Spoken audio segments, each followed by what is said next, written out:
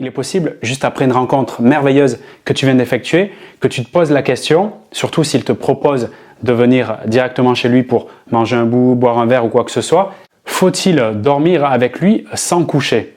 Alors, je vais te répondre dans cette vidéo très simplement. Avant de partager ce contenu, je t'invite à t'abonner à la chaîne YouTube si ce n'est pas déjà fait. On parle de relations hommes-femmes, je t'apporte un éclairage un peu différent de ce que tu as l'habitude sur tes relations sentimentales à travers toutes ces vidéos. Et merci à toi d'ailleurs de rejoindre cette communauté de dizaines de milliers de femmes de cœur motivées comme toi pour avoir plus de joie, fluidité, d'amour dans leur vie sentimentale. Maintenant, pour répondre à la question, est-ce que je dois dormir avec lui sans coucher? Ma réponse, elle est très simple. Si tu dors avec lui sans coucher, mais que tu te sens ultra mal dans la soirée, pendant le verre, pendant le repas ou peu importe ce que vous faites ensemble, et que toi-même, c'est quelque chose qui t'occupe, on a fait une vidéo récemment pour parler de faut-il ignorer justement une personne. Si ça t'occupe mentalement et que émotionnellement tu te sens mal pendant que ça t'occupe, ça va se voir. Un concept très important, une règle puissante dans la relation humaine, et particulièrement une relation homme-femme, dans une interaction où il y a des sentiments qui peuvent se mettre en place, c'est que ce que je sens, il le sent. Ce qu'elle sent, je le sens.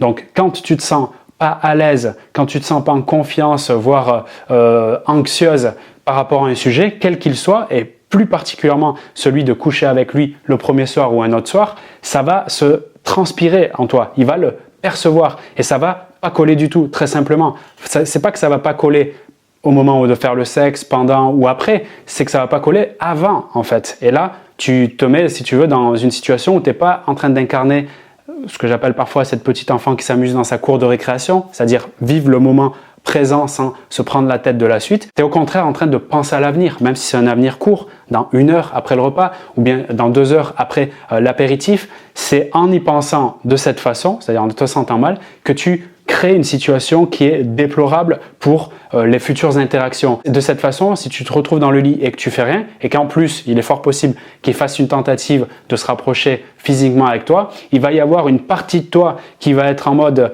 je veux y aller, parce que peut-être tu seras content d'être avec lui, il te plaît, et une autre partie qui va dire non, j'ai mon principe, je dois dormir, point barre, et cette incongruence va se sentir et ça va créer une sorte de bizarrerie, une bizarrerie que de nombreuses femmes et de nombreux hommes ont connue dans leur expérience. Et moi, je suis pour la congruence, je suis pour la fluidité, donc tout mon partage et tous mes messages seront orientés vers l'objectif d'être plus fluide. Fluide entre la partie consciente, celle qui se rend compte des choses dans l'état de fait maintenant, et la partie non consciente qui est véritablement le décideur, le commanditaire. Donc plus je suis OK entre ces deux parties-là, plus ça va être facile, si tu veux, d'avoir une relation fluide, une relation saine.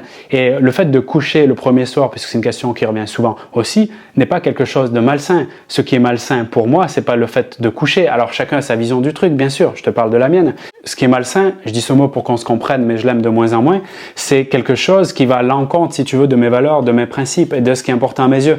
Donc oublions les pressions sociales, le regard des autres ou quoi que ce soit. Recentrons-nous, ce que je te propose, sur ton intériorité en se posant la question qu'est-ce que j'ai vraiment envie de faire et est-ce que je suis OK en m'imaginant le faire. Donc c'est intéressant, cet outil d'ailleurs de visualisation. Je m'imagine vraiment dans la scène, je me vois dans la scène, je ressens l'émotion associée à cette scène. Et si tout vibre dans la même direction, pourquoi pas se laisser aller dans ce chemin-là? Après tout, je ne vais pas te faire le message un peu hédoniste ou épicurien, mais en même temps, c'est ce que je fais. On n'a qu'une vie, donc si tu es OK pour faire un truc, fais-le. Voilà le conseil que je te donnerai, tout simplement.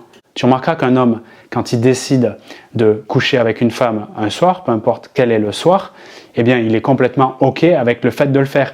Et certains hommes, ou bien dans certaines situations, un homme peut se retrouver à le faire, mais pour X raisons, à se sentir mal à le faire. Peut-être pense-t-il à son ex, peut-être est-il en train d'avoir une relation extra-conjugale et donc il sera soumis lui-même à son éthique personnelle. Et tu verras, si ça t'est arrivé, tu le sentiras, qu'il n'est pas congruent, qu'il n'est pas à l'aise en train de le faire. Tu sens qu'il a un besoin important de s'accoupler, mais tu sens que sa tête, elle est occupée ailleurs. Et tu vois que ce n'est pas très agréable. Donc ça peut être aussi un outil que de te rappeler dans ton expérience quels ont été les moments où tu as vu ça, toi, où tu as perçu ça de la part d'un homme. Et donc, imagine-toi qu'est-ce que ça t'a, ou plutôt rappelle-toi qu'est-ce que ça t'a fait.